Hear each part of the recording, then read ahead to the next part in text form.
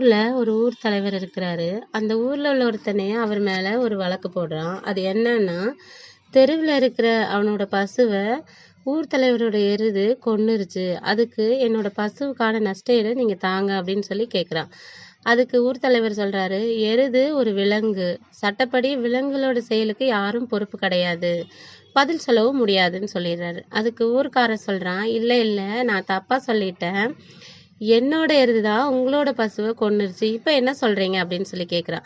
அப்படின்னா சட்டப்படி எருதுக்கு சொந்தக்காரங்க எருதுவை தெருவில் விடக்கூடாது. அப்படி விட்டா அது செய்யறதுக்கெல்லாம் அதோட எஜமானர் தான் பொறுப்பு அப்படின்னு சொல்றாரு.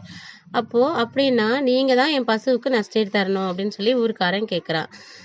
இதை கேட்ட ஊர் தலைவர், ஐயோ வசமா மாட்டிக்கிட்டோமே, இதுக்கெல்லாம் பதில் சொல்ல வேண்டியவர் அமர்தார் தான், உன்னை அவர்கிட்டே அனுப்பிடுவேன்னு சொல்றான். நீங்களும் வரதா இருந்தா நானும் வரேன் அப்படின்னு சொல்லி ஊர்க்காரன் சொல்றான்.